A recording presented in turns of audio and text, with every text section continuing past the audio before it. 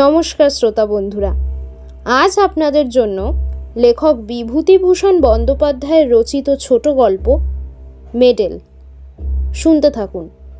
ভালো লাগলে লাইক করবেন এবং সাবস্ক্রাইব করে পাশে থাকবেন।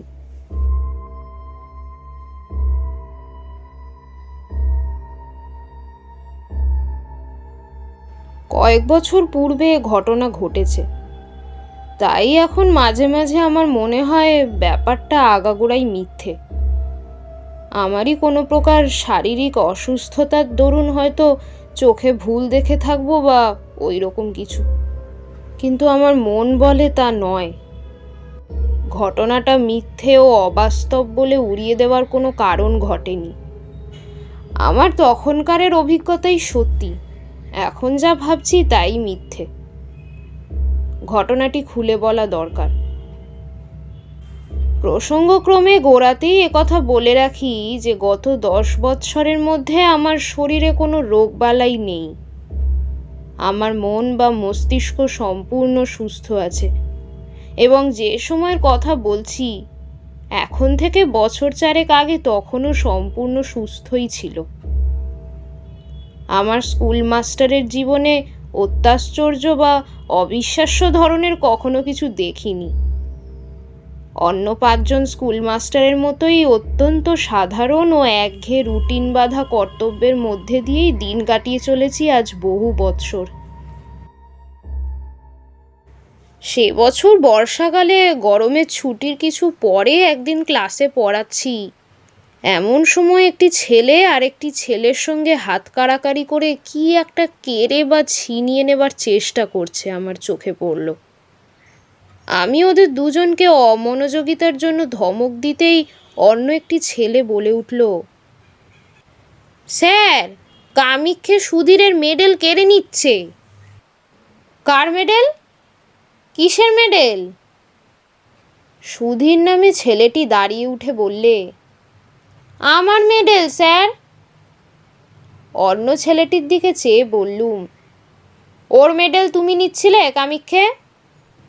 কামিক্ষে ওরফে কামাক্ষাচরণ মৌলিক নামে ছেলেটি বললে, নিচ্ছিলুম না স্যার, দেখতে চাইছিলুম, তা ও দেবে না। ওর মেডেল যদি ও না দেয় তোমার কেড়ে নেবার কি কোনো অধিকার আছে? বসো, ওরকম আর করবে না।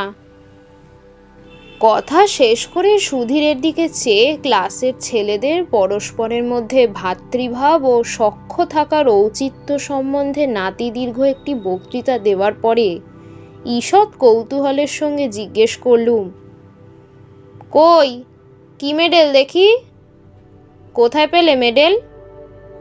ভেবেছিলুম আজকাল কলকাতার পাড়ায় পাড়ায় যেসব ব্যাডমিন্টন খেলা, সাঁতারের বা দৌড়ের প্রতিযোগিতা প্রভৃতি অনুষ্ঠিত হয়ে থাকে তারই কোনো কিছুতে সুধীর হয়তো 4র্থ স্থান বা ওই ধরনের কোনো সাফল্য লাভ করে ছোট্ট একটা আধুলির মতো মেডেল পেয়ে থাকবে এবং সম্পূর্ণ স্বাভাবিক যে সে সেটা ক্লাসে এনে 5 জনকে গর্ব ভরে দেখাতে চাইবে। এমনকি এই ছুতো অবলম্বন করে ক্লাস শুদ্ধ হেডমাস্টারের কাছে দলবদ্ধ হয়ে গিয়ে একবেলার জন্য ছুটিও চাইতে পারে। সুতরাং মেডেলটা যখন আমার হাতে এসে পৌঁছলো তখন সেটাকে তাচ্ছিল্যের সঙ্গেই হাতে পেতে নিলুম, কিন্তু মেডেলটার দিকে একবার চেয়ে দেখেই চেয়ারে সোজা হয়ে বসলুম। না, এ তো পাড়ার ব্যাডমিন্টন ক্লাবের বাজে মেডেল নয়।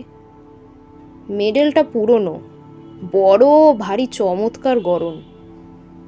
কি জিনিস দেখি? মেডেলের গায়ে কি একটা লেখা রয়েছে, আধো অন্ধকার ক্লাসরুমে ভালো পড়তে পারলুম না। ওপিঠ উল্টে দেখি মহারানী ভিক্টোরিয়ার অল্প বয়সের মূর্তি খোদাই করা। পকেটে চশমাটাও নেই, মনে হলো অফিস ঘরের টেবিলে ফেলে এসেছি। ইতিমধ্যে অনেকগুলি ছেলে ভিড় করেছে আমার চেয়ারের চারিপাশে মেডেল দেখবার জন্যে। তাদের ধমক দিয়ে বললুম, যাও বসোগে সব, ভিড় করো না এখানে। একটা ছেলেকে বললুম, কি লেখা আছে মেডেলের গায়ে পড়ো তো। ক্লাস 4 ছেলে অতি কষ্টে ধীরে ধীরে পড়লে, ক্রাইমিয়া, সিবাস্টোপোল, ভিক্টোরিয়া, রেজিনা। ও পিঠে sergeant S B Perkins, 6th dragon guards, 1854 সাল। দস্তুর মতো অবাক হয়ে গেলুম। ক্রাইমিয়ার যুদ্ধের সময় সেভাস্টোপোলের রণক্ষেত্রে কোনো সাহসের কাজ করবার জন্য এই মেডেল দেওয়া হয়েছিল ইংল্যান্ডের সামরিক দপ্তর থেকে ড্র্যাগন গার্ডস সৈন্যদলের সার্জেন্ট পার্কিনসনকে। এ তো সাধারণ জিনিস মোটেই নয়। Crimea, Sevastopol, charge of the light brigade. কিন্তু কলকাতার নীলমণি দাস লেনের সুধীর সাহার কাছে সে মেডেল কোথা থেকে আসে? এদিকে এসো, এ মেডেল কোথায় পেয়েছো? ওটা আমার স্যার। তোমার তা তো বুঝলুম, পেলে কোথায়? আমার দাদু দিয়েছেন স্যার।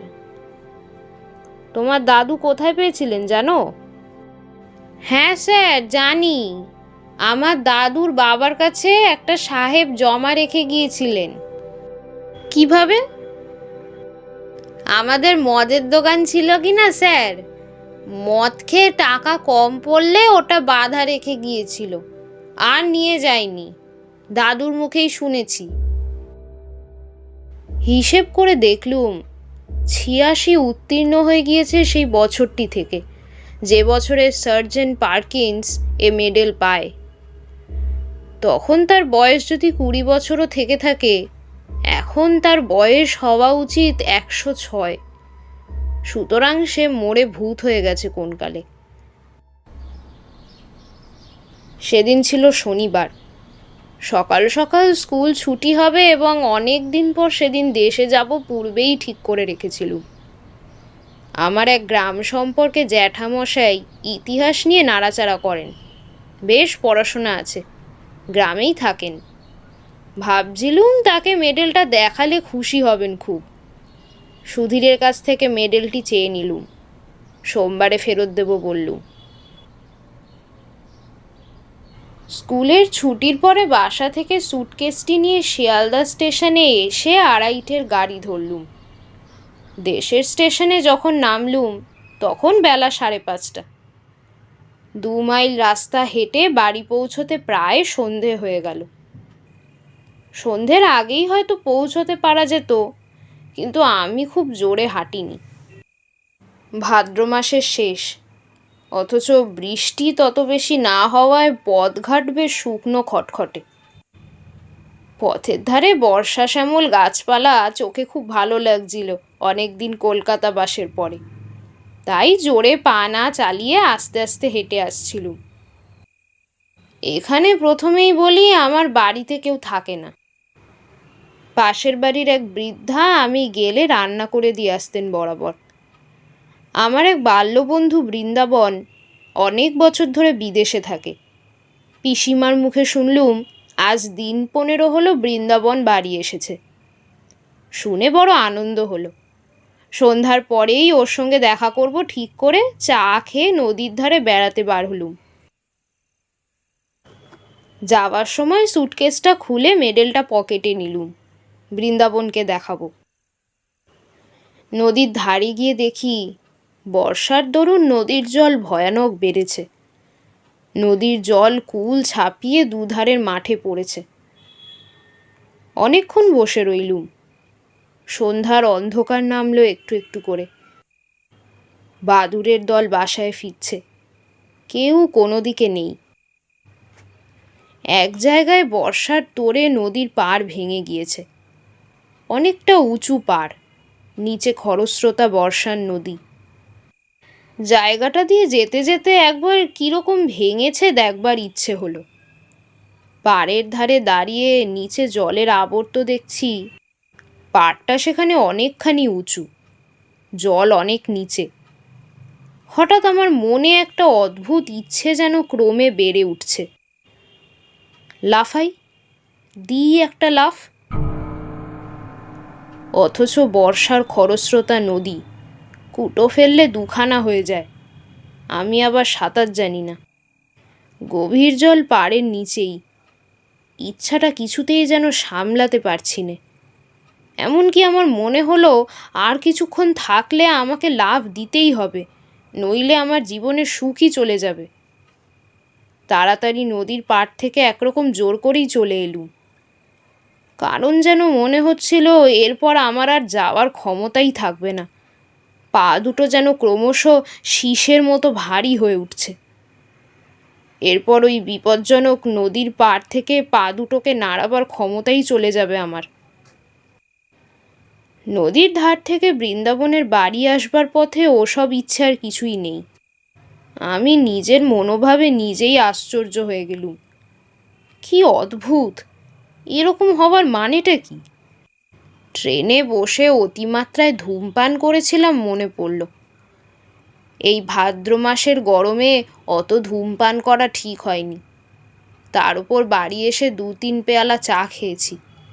এসবেই এরকমটা হয়ে থাকবে, নিশ্চয়ই তাই। বৃন্দাবনের বাড়ি গেলুম। বৃন্দাবনকে অনেক দিন পরে দেখে সত্যিই আনন্দ হলো। দুজনে অনেক রাত পর্যন্ত অনেক রকম গল্প করলুম। অনেক বছর ধরে জমানো অনেক সুখ দুঃখের কাহিনী। বড় গরম আজ, কোথাও এতটুকু বাতাস নেই। ভাদ্র মাসের গুমোট গরম।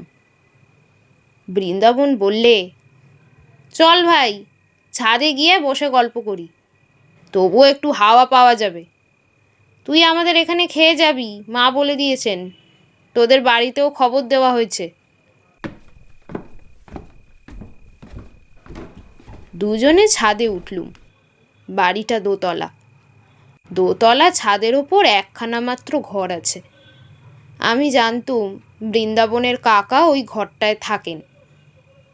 দোতলার ছাদে উঠে দেখলুম বাড়ির পেছন দিকটায় বাঁশের ভাড়া বাঁধা। বললুম, বাড়িতে রাজমিস্ত্রি খাচ্ছে বুঝি বৃন্দাবন? হ্যাঁ ভাই, কাকার ঘরটা মেরামত হবে। উত্তর দিকে দেওয়ালটার গা থেকে নোনা ধরা ইটগুলো বার করা হচ্ছে। বৃন্দাবন দোতলার ঘরটার মধ্যে ঢুকলো। আমার কিন্তু মনে কেমন একটা অস্থির ভাব। খানিকক্ষণ ঘরের মধ্যে গল্প করে আমি একটু জল খেতে চাইলুম। বৃন্দাবন জল আনতে নিচে নেমে গেল। আমি ছাদে পায়চারি করতে লাগলুম। ছাদে তখন কেউ নেই, অন্ধকার ছাদ। যে দিকটায় রাজমিস্ত্রিরা ভাড়া বেঁধে কাজ করছে, পায়চারি করতে করতে সেখানটাতে গিয়ে দাঁড়িয়ে দেখছি। হঠাৎ আমার মনে হলো, ছাদ থেকে লাফ দিয়ে পড়ি না কেন? বেশ হবে, লাফ দেব।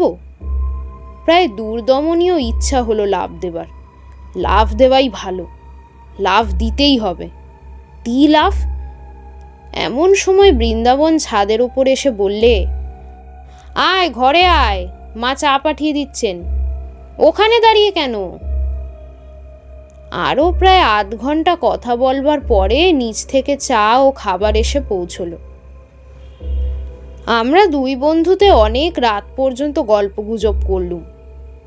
তারপর বৃন্দাবন খাওয়ার কদ্দূর জোগাড় হলো দেখতে নিচে চলে গেল। ঘরের মধ্যে বড্ড গরম। আমি বাইরের ছাদের খোলা হাওয়ায় আবার বেড়াতে লাগলুম।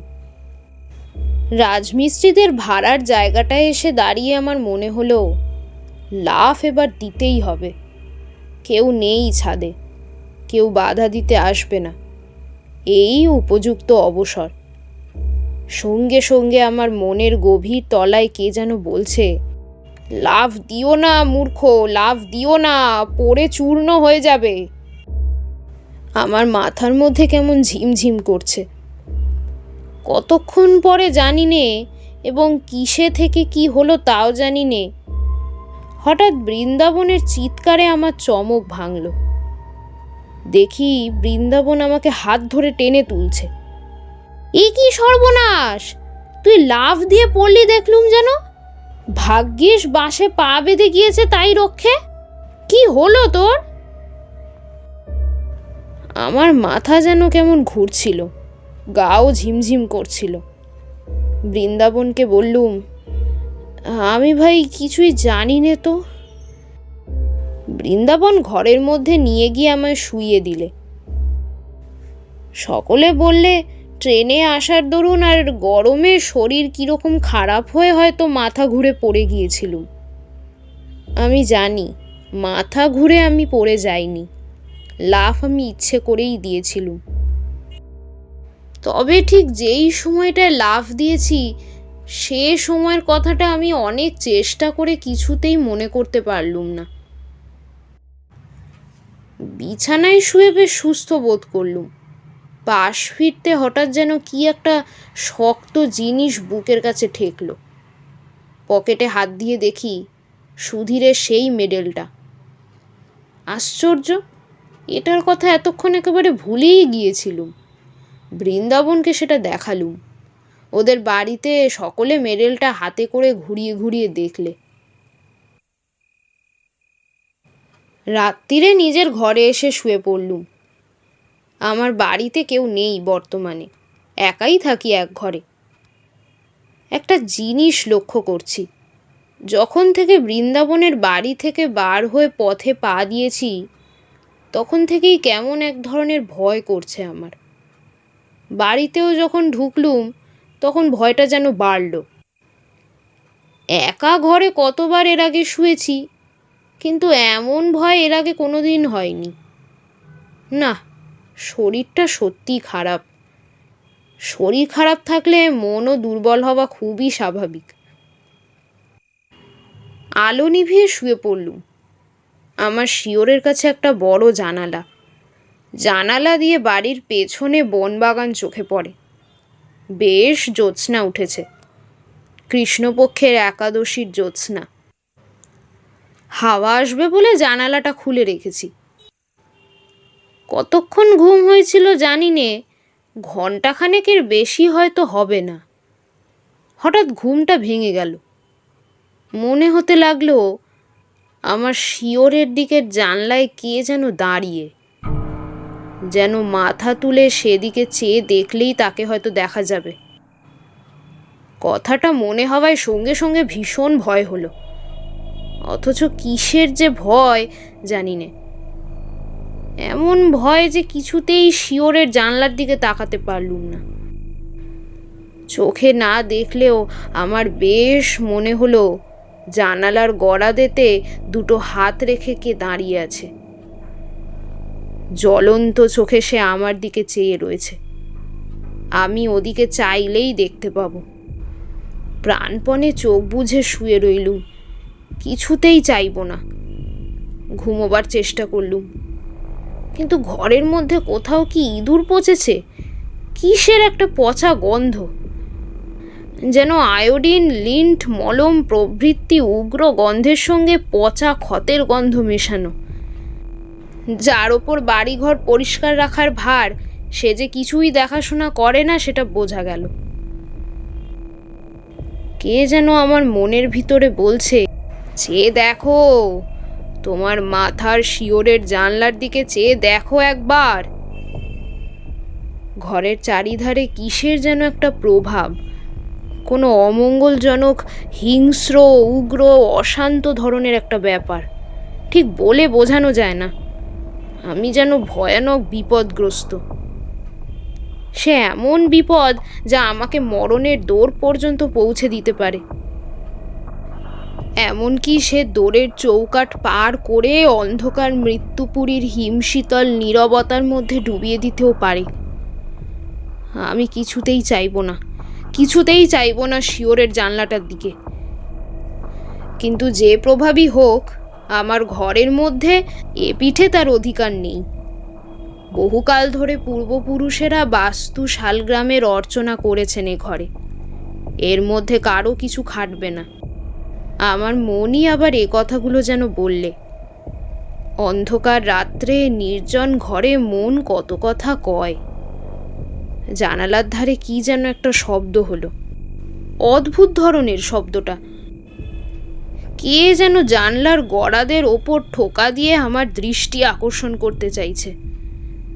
একবার, দুবার, তিনবার ভয়ে আমার বুকের মধ্যে ঢিপ ঢিপ করতে লাগলো। কাউকে ডাকবো চিৎকার করে? একবার চেয়ে দেখবো নাকি জানলার দিকে জিনিসটা কি? হঠাৎ মনে পড়ল একটা ধাড়ি বেজি অনেক দিন থেকে বাইরের দেওয়ালে ওপরকার কাঠে সেটা পোকামাকড় বা জোনাকি ধরছে। এ হয়তো তারই শব্দ। কথাটা মনে হতেই মনের মধ্যে সাহস আবার ফিরে এলো। উফ, ঘাম দিয়ে জ্বর ছেড়ে গেল যেন।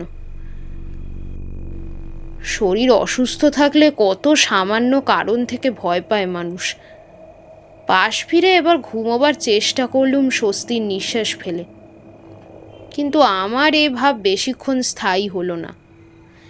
এ ধারণা আমার মন থেকে কিছুতেই গেল না যে আজ রাত্রে আমি একা নই, আরও কে এখানেই একটা আছে। নিদ্রাহীন চোখে সে আমার ওপর খরদৃষ্টি দিয়ে পাহারা রেখেছে।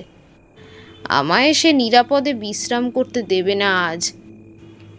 বারবার ঘুম আসে, আবার তন্দ্রা ছুটে যায়, অমনি জেগে উঠি। কিন্তু চোখ চাইতে বা বিছানার ওপর উঠে বসতে সাহস হয় না। আর সেই শব্দটা মাঝে মাঝে জানালার গরাদের ওপর হতে শুনি, খুব মৃদু করাঘাতের শব্দ, যেন শব্দটা বলছে, চেয়ে দেখো, পেছনে ফিরে জানালার দিকে চেয়ে দেখো। ঘামে দেখি বিছানা ভেসে গিয়েছে। ভাদ্রের গুমোট গরম কিনা। এই অবস্থায় ভোর হলো। দিনের আলো ফুটলে লোকজনের শব্দ কানে যেতেই রাত্রের ভয়টা মন থেকে কোথায় গেল মিলিয়ে। নিশ্চিন্ত মনে বেলা 9টা পর্যন্ত পড়ে ঘুম দিলুম। তারপর উঠে চা খেয়ে পাড়ায় বেড়াতে বার হওয়া গেল। এই সময় একটা ঘটনা ঘটল। তখন আমি তার বিশেষ কোনো মূল্য দিইনি, কিন্তু পরে সব কথা মনে মনে আলোচনা করে দেখে সেটা ভারী আশ্চর্য বলেই মনে হয়েছিল।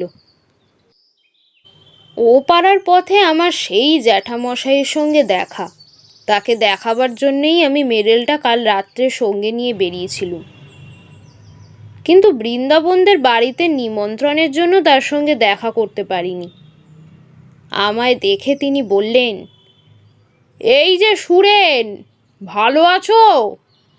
কাল তুমি এসেছো দেখলুম, তখন অনেক রাত, তার ডাকলুম না। বোধহয় বৃন্দাবনের বাড়ি থেকে ফিরছিলে না? আমি তখন ছাদে পায়চারি করছি। যে গরম গিয়েছে বাবা কাল রাত্রিরে, তোমার সঙ্গে লোক রয়েছে দেখে আর ডাকলুম না। তা ও লোকটি কে গো? খুব লম্বা বটে, যেন শিখ কি পাঞ্জাবির মতো লম্বা। তোমার বন্ধু বুঝি? বাঙালির মধ্যে এমন চেহারা, বেশ বেশ। আমি অবাক হয়ে জ্যাঠামশাইয়ের দিকে চেয়ে বললুম, আমার সঙ্গে লম্বা লোক কাল রাত্রিরে? সে কি জ্যাঠামশাই? জ্যাঠামশাই আমার চেয়েও অবাক হয়ে বললেন, তোমার সঙ্গে লোক ছিল না বলছো? একা যাচ্ছিলে? আমার চোখের দৃষ্টি একেবারে কি এত খারাপ হয়ে যাবে বাবা? আমি হেসে বললুম, তাই হবে জ্যাঠামশাই। চোখে এখন কীরকম ঝাপসা দেখে থাকবেন, বয়স হয়েছে তো। আমার সঙ্গে কেউ ছিল না, আর তাছাড়া আপনাদের বাড়ির সামনের আম গাছটায় ছায়া, কীরকম আলো আঁধার দেখেছেন চোখে, তাই হয়তো অমন ভুল হয়েছে। বয়স হয়েছে তো, আমার সঙ্গে কেউ ছিল না। জ্যাঠামশাই যেন রীতিমতো হতভম্ব হয়ে গেলেন। বললেন, কি আশ্চর্য কাণ্ড, এতটা ভুল হবে চোখে? আম গাছের এদিকে যখন তুমি টর্চ জ্বাললে, তখন দেখলুম তুমি আর তোমার পেছনে একজন লম্বা মতো লোক। তারপর তুমি টর্চ নিভিয়ে আম গাছের ছায়ার মধ্যে ঢুকলে। তখনও জ্যোৎস্নার আলো আর আম গাছের ছায়ার অন্ধকারে আমি বেশ দেখতে পেলুম লোকটি তোমার পেছনে পেছনে যাচ্ছে। তোমার মাথার চেয়েও যেন 1 হাত লম্বা, তোমার একেবারে ঠিক পিছনে। তবে খুব ভালো তো দেখতে পেলুম না, অত দূর থেকে আর আলো অন্ধকারের মধ্যে স্পষ্ট কিছু দেখা গেল না তো। এমনকি একবার এ পর্যন্ত মনেও হলো তোমায় ডেকে জিজ্ঞেস করি তোমার বন্ধুটিকে। একেবারে এত ভুল হবে চোখের? জ্যাঠামশাইকে পুনরায় বুঝিয়ে বললুম আমার সঙ্গে কাল কেউ ছিল না, আমি একাই ছিলুম, সুতরাং তার দৃষ্টিশক্তির গোলমাল ছাড়া এ ব্যাপারে অন্য কোনো সিদ্ধান্ত করা চলে না। সারাদিন বৃন্দাবনের সঙ্গে আড্ডা দিয়ে কাটানো গেল। গতকাল রাত্রের ভয়ের ব্যাপার দিনের আলোয় এত হাস্যকর বলে আমার নিজের কাছেই মনে হলো যে বৃন্দাবনকে সে কথাটা বলিও নি। রাত্রের ট্রেনে কলকাতায় ফিরব। বৃন্দাবনের বাড়ি থেকে চা খেয়ে বাড়ি এসে সুটকেসটা নিয়ে স্টেশনের দিকে রওনা হয়েছি। তখনই সন্ধ্যার অন্ধকার বেশ নেমেছে। বাউরিপাড়ার বড় বাগানটার মধ্যে দিয়ে আসছি। বাগানটা পার হতে প্রায় 5-6 মিনিট লাগে। মস্ত বড় বাগান। বাগানের ঠিক মাঝামাঝি এসে হঠাৎ পেছনে ফিরে চাইলুম কি একটা ভেবে। সঙ্গে সঙ্গে আমার সারা দেহে যেন বিদ্যুৎ খেলে গেল। আচমকা ভয়ে আমার সর্বশরীর কাঠ হয়ে গেল। খেয়ে ওটা ওখানে দাঁড়িয়ে। রাস্তা থেকে একটু পাশে আগাছার জঙ্গলের মধ্যে আধো অন্ধকারে একটা অদ্ভুত মূর্তি, খুব লম্বা, তার মাথায় ঘোড়ার বালুমচির সেই এক লম্বা ধরনের টুপি, পাতলা লোহার চেন দিয়ে থুতনির সঙ্গে বাঁধা। ছবিতে গোরা সৈনিকদের মাথায় যে ধরনের টুপি দেখা যায়। মূর্তিটা যেন নিশ্চল নিস্পন্দ অবস্থায় আমার দিকেই চেয়ে আছে। আমার থেকে মাত্র 10 গজ কি তারও কম দূরে হয়তো। মরিয়ার মতো আরেকটু এগিয়ে গেলুম। এই ভয়ানক কৌতূহল আমাকে চরিতার্থ করতেই হবে যেন। মূর্তিও নড়ে না চড়ে না, যেন নিশ্চল পাথরের মূর্তি। কিন্তু বেশ স্পষ্ট দেখছি 7-8 গজ মাত্র দূরে তখন মূর্তিটা। আর ঘোড়ার বালমচির লম্বা টুপি ও ইস্পাতের চেনের স্ট্র্যাম্প স্পষ্ট দেখতে পেলুম। আমার পা ঠক ঠক করে কাঁপতে লাগলো। সারা দেহ কেমন অবশ হয়ে আসছে। মাথাটা হঠাৎ বড় হালকা হয়ে গিয়েছে। বোধহয় আর আধ মিনিট এভাবে থাকলে মূর্ছিত হয়ে পড়ে যেতুম, কারণ সেই ভীষণ মূর্তিটার মুখোমুখি আমি দাঁড়িয়ে। আমার পা দুটো বেজায় ভারী হয়েছে। নড়বার উপায় নেই মূর্তির সামনে থেকে। কিন্তু ঠিক সেই সময় বাউরি বাগানের পথে লণ্ঠন নিয়ে কারা ঢুকলো। 2-3 জন লোকের গলার শব্দ শুনে আমার সাহস ফিরে এলো। আমি ওদের ডাক দিলুম চিৎকার করে। ওরা ছুটে এলো। আমায় ওখানে বনের মধ্যে দেখে তারা খুব আশ্চর্য হয়ে বললে, ওখানে কি করছেন বাবু, কি হয়েছে? তারপর লণ্ঠন তুলে ওরা আমার মুখের দিকে দেখে বললে, ও আপনি, কি হয়েছে আপনার? মুখ একেবারে সাদা ফ্যাকাশে হয়ে গিয়েছে, ভয় টয় পেলেন নাকি? বাউরি বাগান জায়গাটা ভালো নয় বাবু, সন্ধ্যের পর এখানে অনেকে ভয় পায়। ওদের লণ্ঠনটা যখন উঁচু করে তুলে ধরলে আমার মুখে, সেই আলোয় দেখলুম সামনের মূর্তিটা তখনও সেখানে ঠিক সেই রকম দাঁড়িয়ে। একজন বললে, চলে আসুন বাবু, চলে আসুন। আমিও দেখলুম সারাগাছি বটে। মাথার দিকের পাতাগুলো ছেটে গাছটাকে দেখতে হয়েছে ঠিক হর্স গার্ডদের ঘোড়ার বালুমচির টুপি। লোকের চোখে কি ভুলই হয়। আর এদিকে কাল আমি আবার জ্যাঠামশাইকে চশমা নিতে বলছিলুম। ভেবে লজ্জা হলো মনে মনে। তিনি বৃদ্ধ লোক, তার চোখের ভুল তো হতেই পারে, আমারই যখন এই অবস্থা। ওরা আমায় আলো ধরে স্টেশনে পৌঁছে দিলে। পরের দিন স্কুলে সুধীরের মেডেলটা ফেরত দিলুম।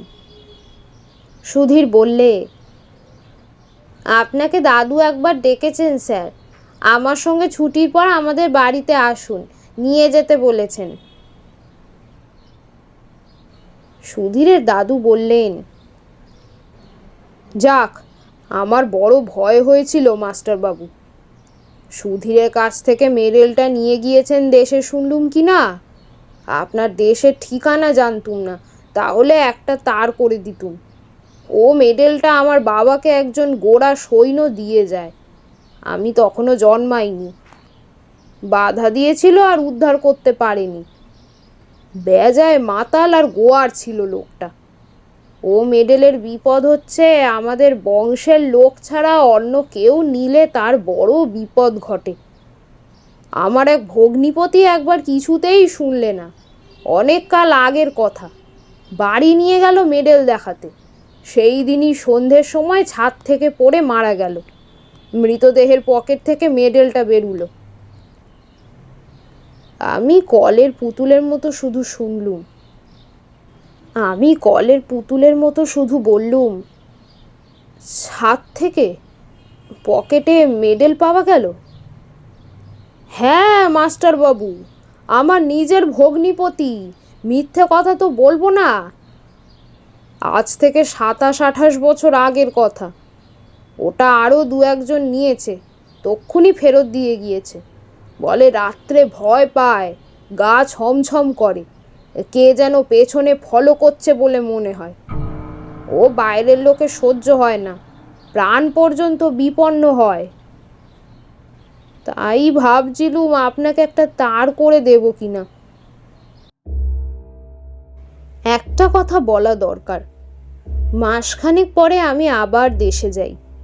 বাউরি বাগানে ঢুকে যেখানে সে রাত্রে ভয় পেয়েছিলুম, সেদিকে চেয়ে দেখে সে সারা গাছটা কোথাও আমার চোখে পড়ল না।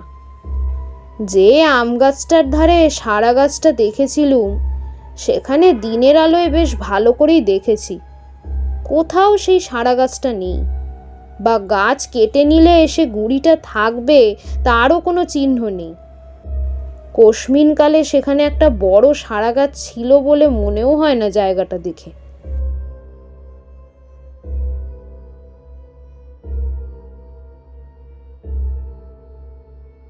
কেমন লাগলো আজকের গল্প? কমেন্ট বক্সে আপনার মূল্যবান মতামত জানাবেন। ভিডিওটি ভালো লাগলে শেয়ার করার অনুরোধ রইল। ধন্যবাদ।